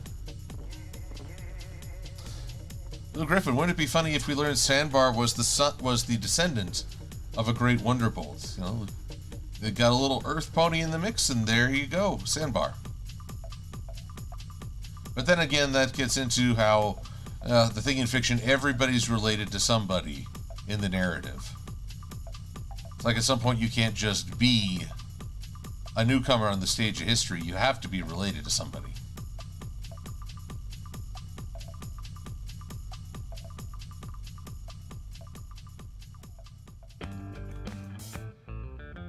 Though I could see if, let's say for a moment, Twilight and friends were gone. Old age, disappearance, who knows? I could see some descendants of, say, Princess Platinum making a play for power, a platinum play for power, to try and become Equestria's next leaders, and that's what leads to much of the misfortune. Though how the Pegasi and the unicorns basically trade places in the in geography, I do not know.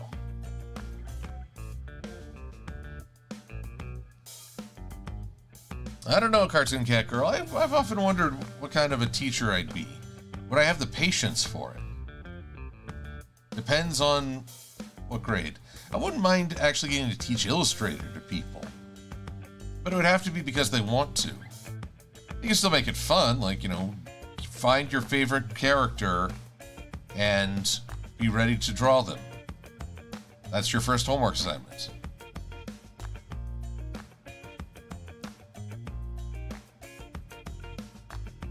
But who knows?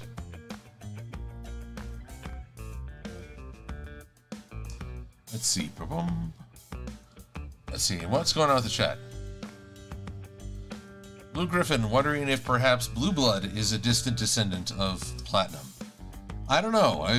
I also wonder who Blue Blood would date, possibly marry.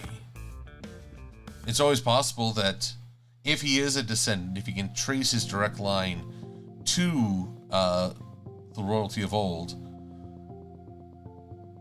does that mean that there's a social pressure on him to have a wife of equal standing? I mean, America, we're not really in the HRH business, but I do know I have heard some horror stories about the British monarchy. And no, I don't just mean from the Revolutionary days. Then again, there are plenty of horror stories about the US Senate and beyond.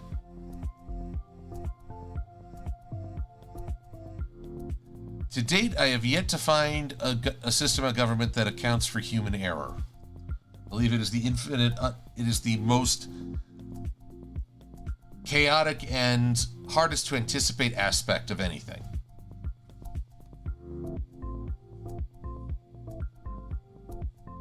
Oh, excellent, Cartoon Cat Girl. Your sister studying to be a teacher. I wish her great success. We need good teachers. Well, I'll tell you guys something funny. The two best teachers I remember, one of whom has sadly passed away, was my math teacher in freshman year and a PE teacher in like the 2nd through 6th grade. Oh, and thank you, Super O Sonic 94, for following. Much appreciated. What made them such great teachers? It wasn't just that they knew their stuff and could help you understand it. It was that they helped you feel pride at your own accomplishments. It wasn't, did you climb to the top of the rope or did you solve the full equation? It's that you understand it, but you got further than you did before. You set a personal record. You understand the concepts behind it, now you just need a little practice. I find the best teachers are the ones who make you appreciate yourself.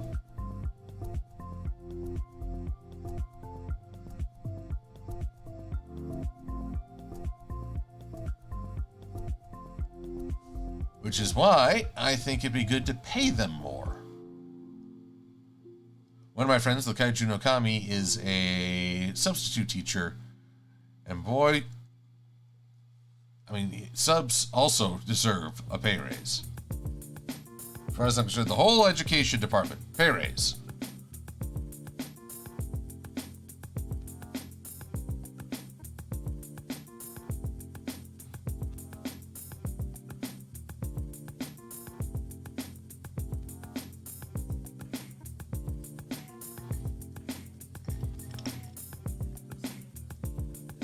Now, well, Evangelion 007, I can't quite agree on the idea of seeing Twilight become a villain.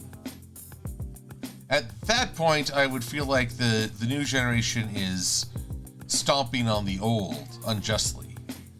Something similar to how I felt about Star Wars and The Last Jedi. I mean, of all the things, turning Luke into a grouchy reclusive, just, no. Sweetie Bloom once again. Now let's see here. If Twilight were to reappear, I actually have this idea in my head. I'm pretty sure that the upcoming comic will blow it out of the water, though. Let's say that at one point, Sunny and friends discover a crystalline statue of Twilight in the ruins of, say, Ponyville and the Castle of Friendship. This crystalline statue is maintaining the sun and the moon and the regulation of the seasons in Equestria and keeping forces like the Wendigos at bay. This was Twilight making a final sacrifice for Equestria, looking after its structure and trusting in other ponies to find their way back to friendship. I like that idea. Now, is Twilight alive in this state? That sounds like, well, an eternal curse, to be honest. So, that part, I don't know. But that's my idea. I'm afraid it is kind of a splinter in the mind, just wondering what happened, what led from the climax of Friendship is Magic to now, and how things could get so bad. As Captain Sisko would say, that's a very good question.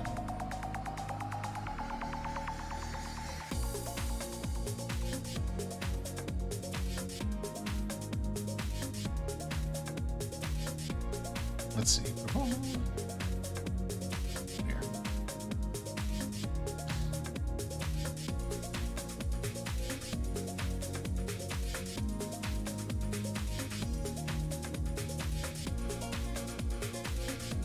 There we go. All fluffy.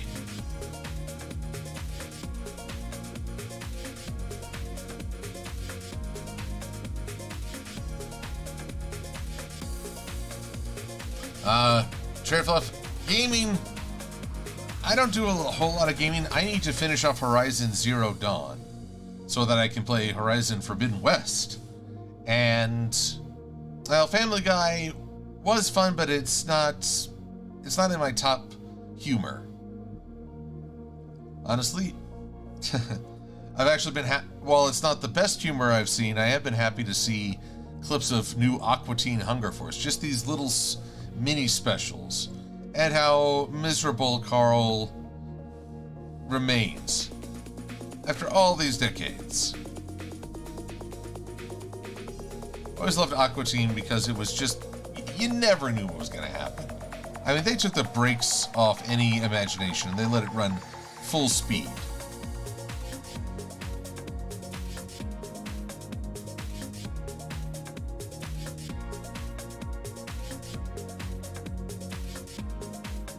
Let's see here.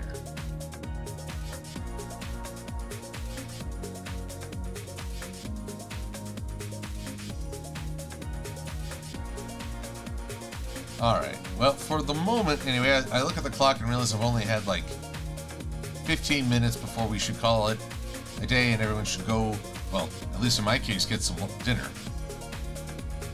I haven't even tackled the toyeticness that is the glider. So let's fix that, shall we?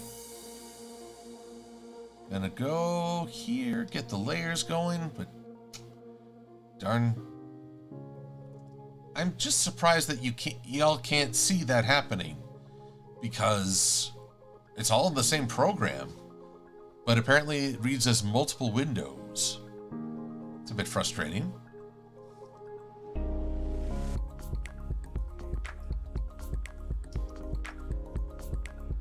Anyway, here is the glider in question. And my hand. I'm not a hand model. What can I say?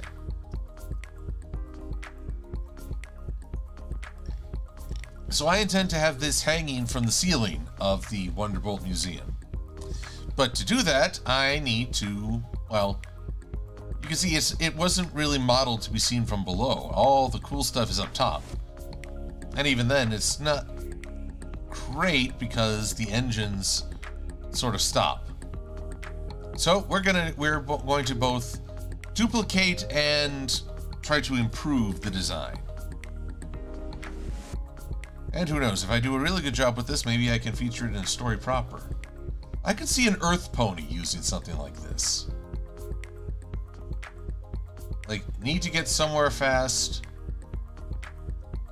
and it's the first time an Earth pony gets to soar like a Wonderbolt, and probably has a heart attack along the way.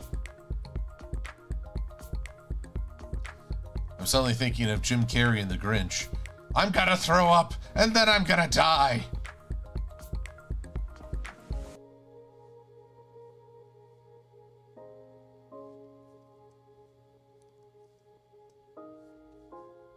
Let's see here. Pardon me a sec. I'm just going to make a shape to preserve the stroke, because I need to get rid of that so I can properly vector this thing.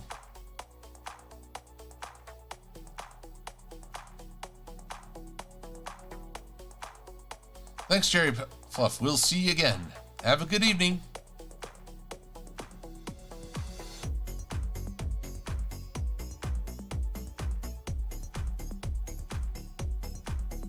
What if I've been hanging on the side of this, Ariel? Well, to be honest, I don't think this design could handle a hanger-on. What was it? The Guardians of Harmony comic presented that this was... how shall we say? It was meant to be an accelerator for the Wonderbolts, but it was always a prototype. I just think, you look at something like this and you think, wow, this could fit any pony, but how would it go for an Earth pony? Because that's the best thing when you're using technology that's technically you're not supposed to. But if the need is great,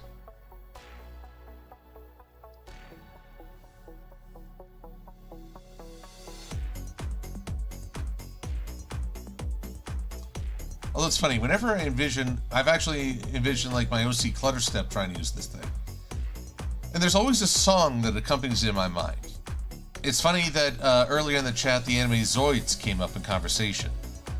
If you ever do a search on YouTube for Wildflowers Instrumental, it's the popular theme of, well, the first Zoids anime. And it's beautifully done, but I always kind of envision it being the theme for flying up on a wing and a prayer with this as your chariot.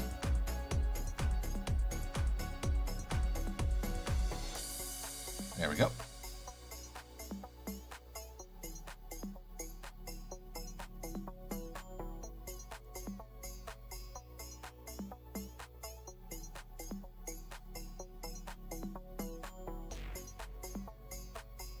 There we go.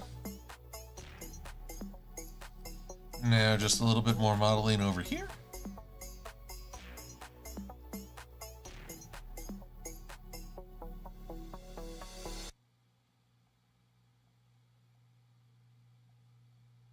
And let's see.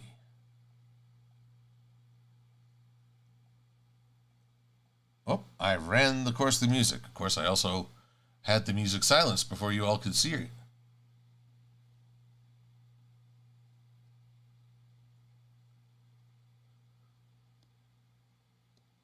Rocket Raider, when did we switch to Street Fighter 2? Let's try to think of Street Fighter music. Honestly, all I can ever remember is having E Honda and Chun-Li doing their respective kick and palm attacks at one another. And just how funny that looked. I mean, my brother and I, we would not connect during the fight. We would just make that gesture. Like, see, I get to too. I can keep this up all day. Phrasing. Boom. Excuse me. Let's see here. How are we doing? 10 minutes. Let's shuffle the music one more time.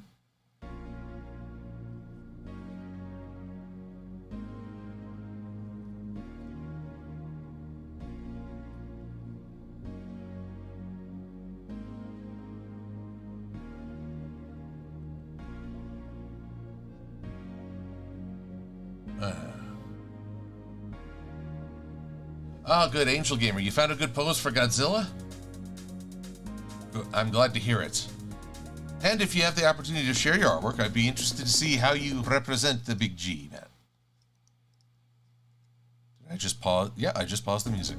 Here we go.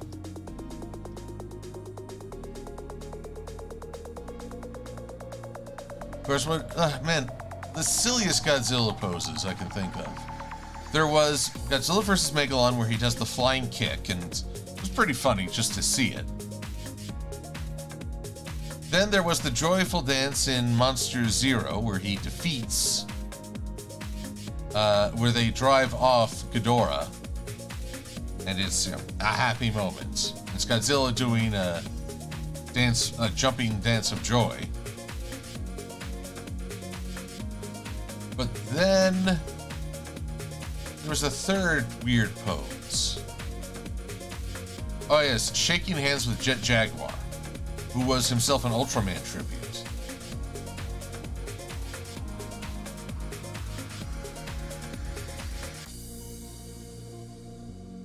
I mean, Godzilla shaking hands with anyone. That was, I think, the limit of cheese in the Godzilla movies. I'm trying to think if there's anything sillier.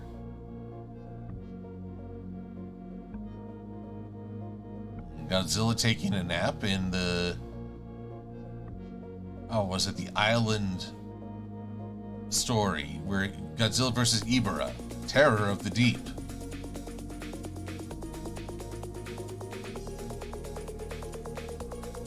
Oh yes, good call, Blue Griffin. Godzilla flying against Ibara, the pollution monster.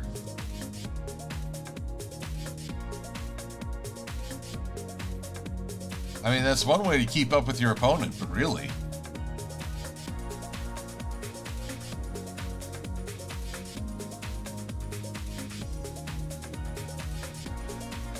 And now we very slowly bring this over. Slowly I step by step by step. There we go. I like the lighting. Now let's see. But we can do more.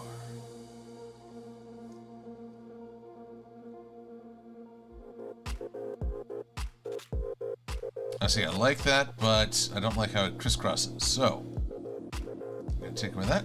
Whoop, put that there. And now,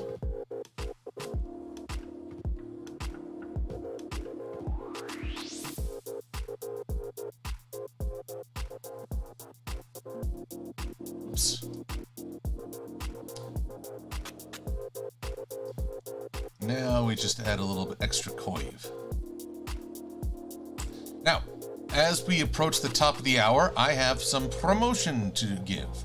Tomorrow, I will be participating in a charity live stream with my good friend Keyframe, whom I got to reconnect with after a good time apart at BabsCon. We're going to be playing some games, including Among Us, where, well, I don't know if I'll get to be the intruder, but I hope so. I know from experience that game really gets your heart pumping when you're the intruder and the imposter and you're trying to kill everybody. But apparently since I last played, they've made a ton of updates. So I'm probably going to be bamboozled by a few new mechanics. So keep an eye on my Twitter. I will retweet the announcement and let y'all know when we'll get started.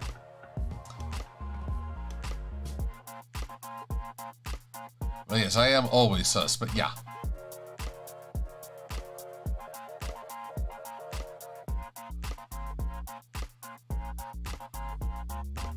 Let's see here. Saving, as people are recommending in the chat.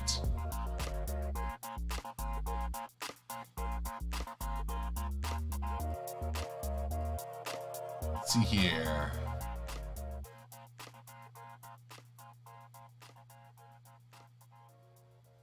Let's see. I'm just checking the chat for people's thoughts. But yes, I realize I'm having these bouts of silence because I'm plumb tuckered. It's been a week. It has been, well, a joyful time at BabsCon.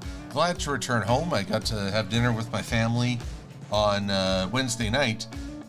But there's still a part of me that's like, hey, you know, you were running around and standing for long hours and interacting with a ton of people, you introvert.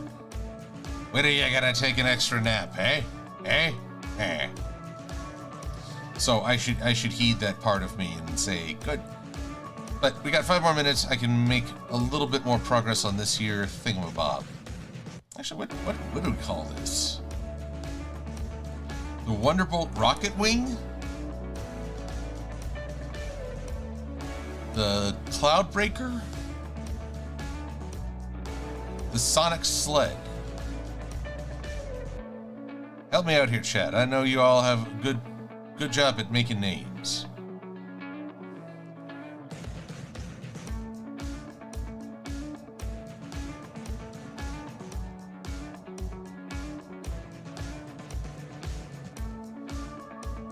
Storm Chaser, I like that Aerial Lowry. We got Rocket Raider. Windbreaker might not work because that implies, you know, a good me having beans.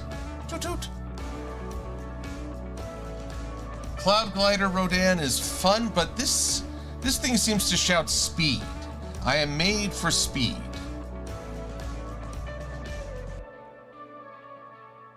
Whoops. And the blessed, I thought I put this. I did. Is this all? Whoops.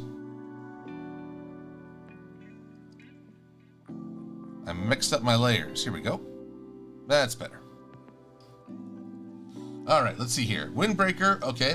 The XR Dasher. Cyan Thruster. Wind Smasher.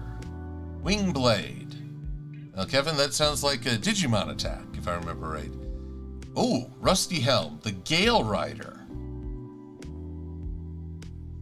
Sonic Ripper, Rodan, yes, that definitely conveys speed. The Slashing Storm, the Sonic Shocker. Prince Dreamcast Knight, have a wonderful rest, and we'll catch you another time. Like Sweetie Bloom's the Thunderclap. Mariah Carey.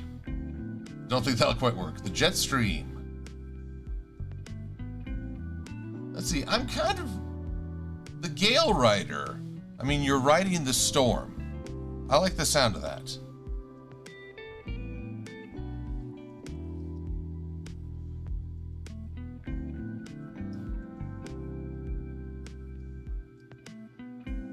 Oh, actually, saying the Gale Rider reminds me of this heroic pledge from a series called Wheeled Warriors. Let's see, what was it? How did it go? Between the flame and the star, between the lightning and the sky, we ride the thunder. It was the pledge of the Lightning League. Now I gotta look that up because it sounded so badass at the time. I mean, right off the bat, it's something called the Lightning League. Sounds pretty cool.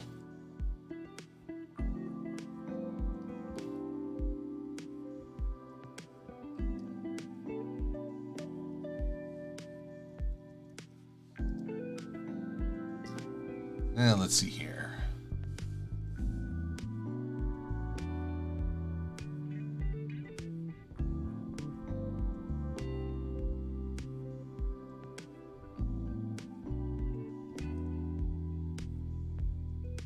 I'm gonna just show this up. Boop.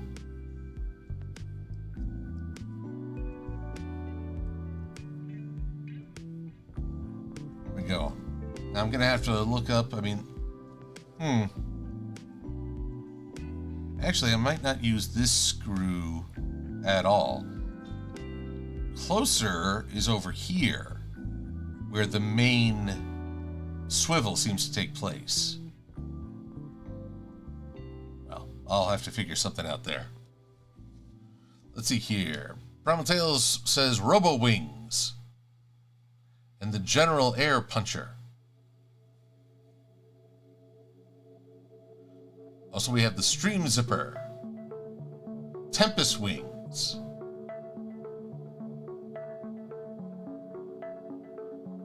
Lightning Wave Ride. All excellent ideas. I see. You all have good ideas for naming things that sound really cool. I'm going to have to mull over because I completely forget what the toy is called. And even then, they don't seem that worried about it. Of course, the one thing I always get stuck on, there's no seatbelt on this thing. Apparently you keep your hooves docked in and you lay flat on this peg in the middle. But what keeps you from falling off other than your teeth trying to go out through your spine? Oh, the many wonders of aeronautics. Oh dear. But the time is now, well, for me, 8 o'clock. And you've all been kind enough to stick with me for 2 hours as I just work on all these various things. And I will keep working on them, but I first need some dinner. And I hope you all can rest and take it easy on yourself. And just, well, have a great weekend. Oh, one last name from Rodan, the Death Trap. You know, it may very well be. There's a reason they didn't ultimately use this thing. Alrighty. Well, everyone, I will wish you a wonderful evening and weekend with hopefully a lot of fun, a lot of joy, and presence of friends and family. So, and I promise I am still working away on the next After the Fact. So, until we meet again, either the next stream or the next video, who knows, I wish you guys all the best. I'm Silver-Quill.